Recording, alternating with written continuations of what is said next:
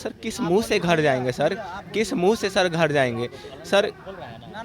घर पे कभी कभी मन करता है कि सर आत्महत्या कर, लेकिन नहीं कर सकता सर। माता पिता का दुखों भरा चेहरा सामने आ जाता है। तेजस्वी सरकार, मैं नीतीश सरकार को मैं कहना चाहूँगा, 1 महीना, ज़्यादा नहीं, बस 1 महीना आप राज्य त्याग कर 1 महीना बस प्राइवेट जॉब कर कर देखें, आपका अगर गुजारा हो जाएगा ना सर, प्रत्येक युवा का हो जाएगा। तेजस्वी यादव जी क्या कहेंगे? 9वीं फेल है, उनको क्या पता है?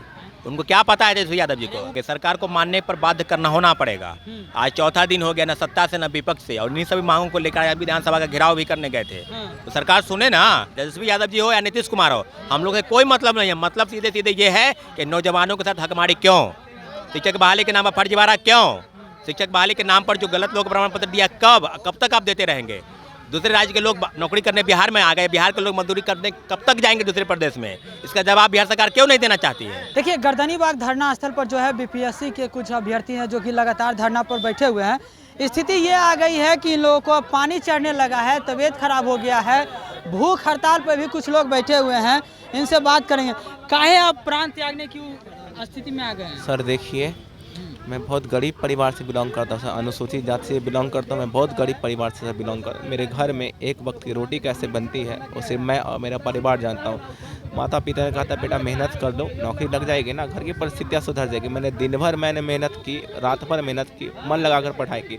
सरकार ने कहा सीटेट निकालो, नौकरी मिल जाएगी, निकाल लिया सर। बीपीएससी निकालो, निकाल लिया, अच्छे मार्क्स भी लाए। सरकार ने क्या किया? छलावा किया, हमें धोखा दिया, हम बेरोजगारों को।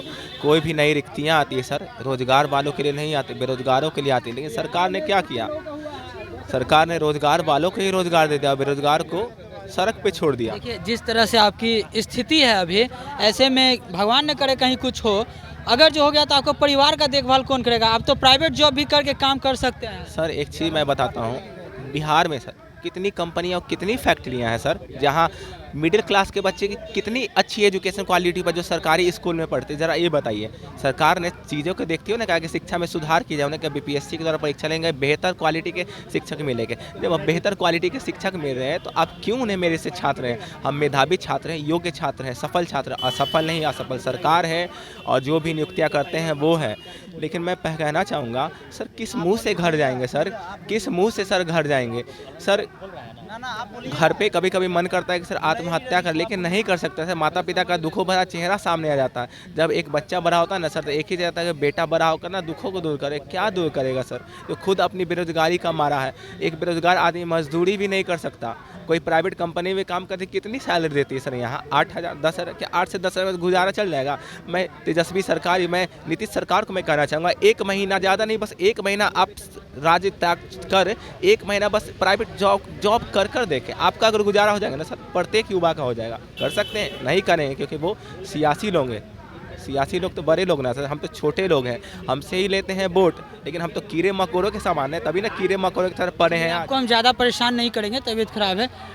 कब से बैठे हुए हैं?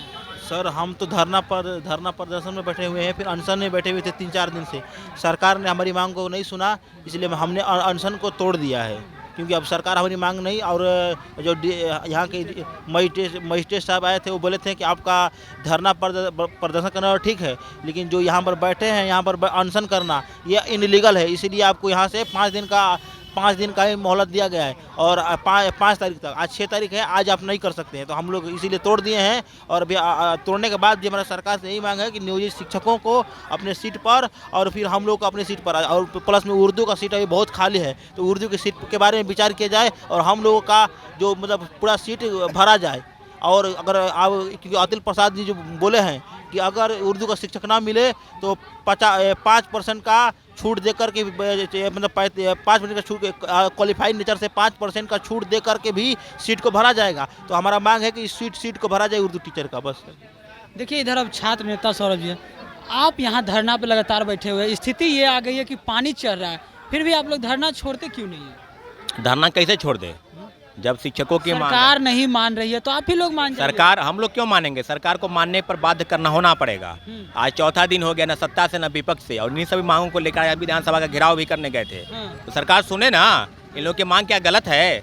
28,000 नियोजित शिक्षकों की संख्या है, इसी में आप हजारों फर्जीवाड़ा तरीके से नियुक्ति पत्र, प्रमाण पत्र पा लिए, तो उनको आप हटाइए। 1,20,000 का जो डाटा आप प्रस्तुत कर रहे हैं वो गलत डाटा है आपका। डाटा को सही कीजिए। आप बताइए कि इतने लोग को सही नियुक्ति प्रमाण पत्र दिए हैं। तो सरकार हम लोग का स्पष्ट मांगना है कि सेकेंड मेरिट लिस्ट जारी कीजिए, 28,000 नियोजित शिक्षकों की संख्या जो है उसको बाहर कीजिए। आपका जो उसी मूल वेतनमान में जिसमें वो नौकरी कर रहे हैं, एक लोगों का कई जगहों पर रिजल्ट है और कहीं किसी का रिजल्ट नहीं है, तो सेकेंड मेरिट लिस्ट जारी होगा।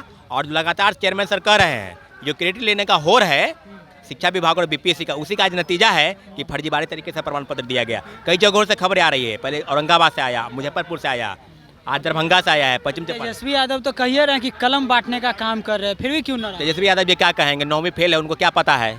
उनको क्या पता है तेजस्वी यादव जी को? उप मुख्यमंत्री आप 9वीं फेल बता आप उप मुख्यमंत्री हैं परंतु 9वीं फेल हैं, आप उनको पता नहीं है कि क्या होता है।